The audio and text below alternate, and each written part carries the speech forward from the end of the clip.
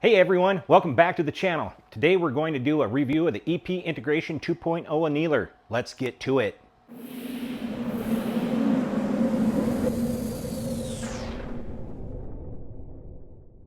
So first off, why is it so important for you to anneal your bottleneck cases? Well, according to the Handloader Ammunition Reloading Journal 2024, annealing and neck tension are intimately related. Ammunition manufacturers typically anneal brass cases between steps in the case drawing process because each drawing step hardens the brass. And the annealing returns brass to a more malleable state. That is, softer, less brittle, and therefore easier to manufacture. Hand loaders anneal case necks and shoulders because repeated firing and reloading of the cases eventually showing up as splits in the case mouth, necks, and shoulders. From my personal experience, I notice case neck splits first. However, before that ever happens, because of overworked brass, the neck will spring back away from the resizing die by a different amount. This will apply different neck tensions on the projectiles. This creates variables that may not show up until the reloader experiences unexplained flyers and in large groups on the target. The case-to-case differences in the neck tension applied to the projectiles when seating becomes more pronounced from the repeated reloading and firing of the brass unless the cases are annealed. Additionally, you may find soot residue on the neck and shoulders of the fired cases. This is from the brass not fully expanding in the chamber. If this happens to your cases, chances are the brass isn't expanding properly. Annealing can solve this problem by allowing the malleable brass to fully conform within the chamber. In a perfect world, the cartridge would be formed to SAMI specification, and when fired, the shoulder and neck would expand and become perfectly conformed to the chamber, and thereby fully sealing the gases within the chamber. So, why is brass popular for ammo cartridges today? Well, mainly for its strength, rigidity, and malleability. It's durable enough to withstand repeated shooting and reloading, yet pliable enough to be formed and reshaped, and even more after annealing. Well, what about steel? Brass becomes softer when heated, unlike steel. Soft brass makes the case easily conformable to the projectile, while steel doesn't conform to the projectiles as well as annealed brass. In the earlier days, copper was also used, but it was proven too soft. In the battle at Little Bighorn, they encountered stuck copper cases leading to catastrophic events. These are some reasons for the brass to be the best choice for our current cartridges. There are other metal cases like nickel and aluminum, which I won't cover in this video for the sake of time. Now we'll take a look at everything that's included in the box. First off, you have the main annealer unit. You have the brass stopper,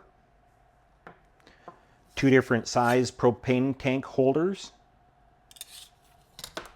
a pan to catch the brass, the torch, the propane tank is not included, a power cord,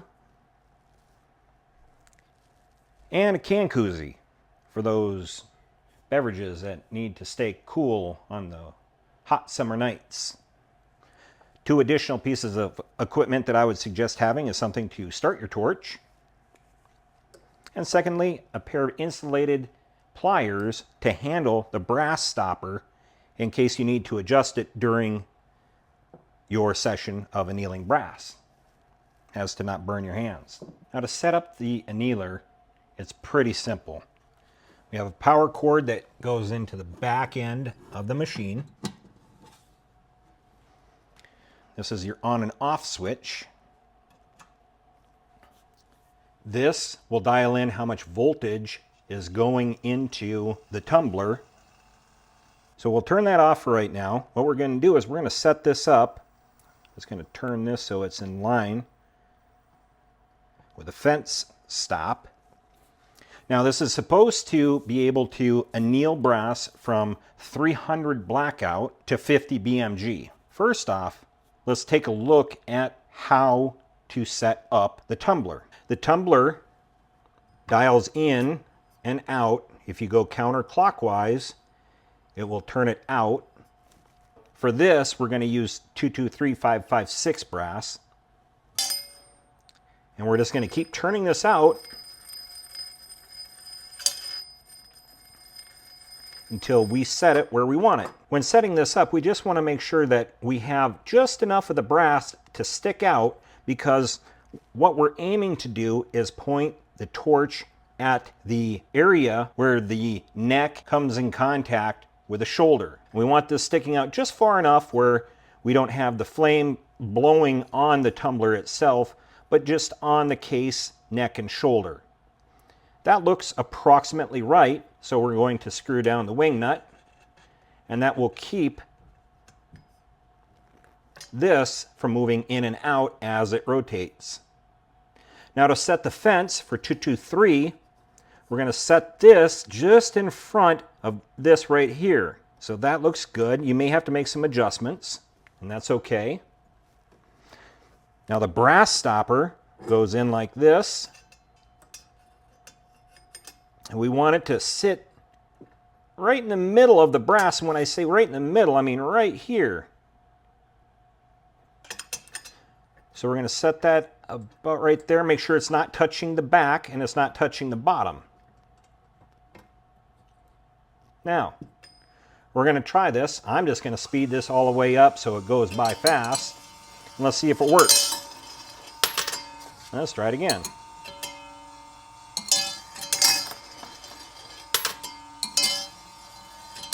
You just want to make sure that the brass isn't catching on anything as it falls from the fence guard down into the tumbler. Now we're ready to set up the propane tank. We're using the smaller one, obviously, because we have the smaller tank. That just fits over the top like that. I'll put an illustrated image so it has I can explain this better to you. But there's going to be essentially two different flames that you're going to see coming from the torch. One's going to be longer, and then one's going to be shorter. So what you want to do is have that shorter one out just over an inch. And that is going to just touch the shoulder and the neck of the brass. So let's get this started. Okay, so I think you can see it here where you have the longer flame and the shorter flame sticks out right here. So we want that about just over an inch. Now we can set it towards the brass. This brass is old and not needed. So it's okay if I abuse this brass. It can burn up for all I care. Now we got it set. Now we're just going to turn this on. I'm going to try another one. Now I got my speed set. We're going to turn this down a little bit. We're going to start about 25. We'll see if that's fast enough. We'll stick a piece of brass in here. We have it set appropriately. And it looks like we're a little bit too slow, so we're going to crank it up. Let's go to 32. Now remember, you just want it to start glowing orange. Okay, we're pretty close. We're going to go to 33. Again, we'll try another piece of brass. And we'll try 34.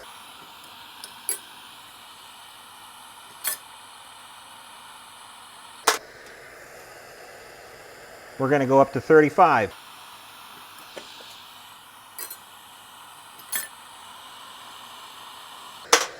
Just starting to turn orange.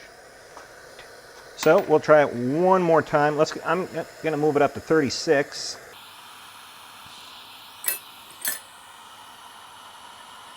Nope, 35 is right where we need to be. One last time just to make sure that we're set right.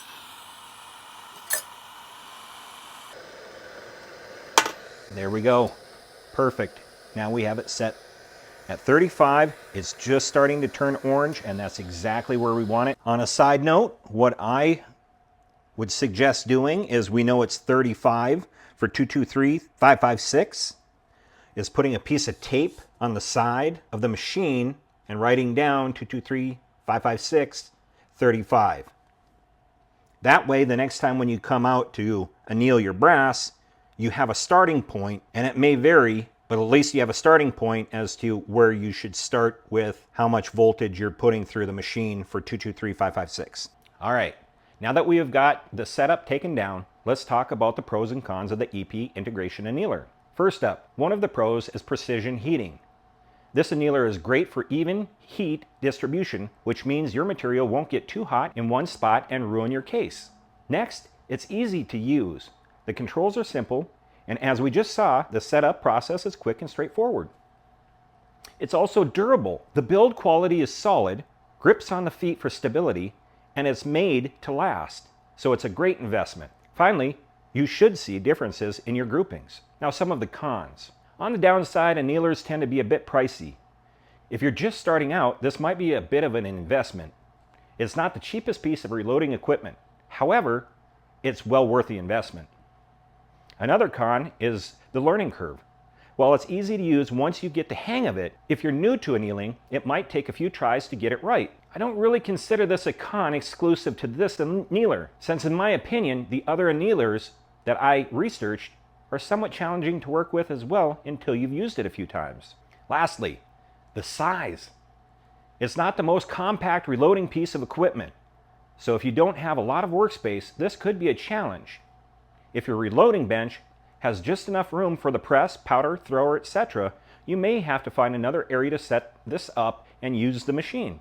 Again, I really don't consider this a con because not everybody has a 20-foot workbench that's free of space for all the reloading equipment. Also, all other annealers on the market are a bit bulky as well, so this con isn't exclusive to just this annealer. In closing, I didn't start annealing my cases until recently. What I've found is that the conformity of the neck to the projectile is seemingly better, and I've been able to reuse my cases more times than I have in the past. And most importantly, my groupings have improved. I hope this helps you decide if this is an added expenditure you are willing to make in your reloading process. It surely has for me. So the big question is annealing absolutely necessary in order to reload ammunition? Well, the short answer is no. However, it will improve accuracy and extend case life, saving money in the long run. And there you have it, a step-by-step guide to setting up your EP Integration Annealer, an explanation for why you should anneal your cases, plus a few pros and cons to help you to decide if it's right for you. If you have any questions, please just drop a comment below and I'll be happy to answer them. If you found this video helpful, please make sure to like, subscribe, turn on the notification bell, and maybe share this with a friend or two. You can also follow me on Rumble, as well as my other social media platforms. Thanks for watching. See you next time.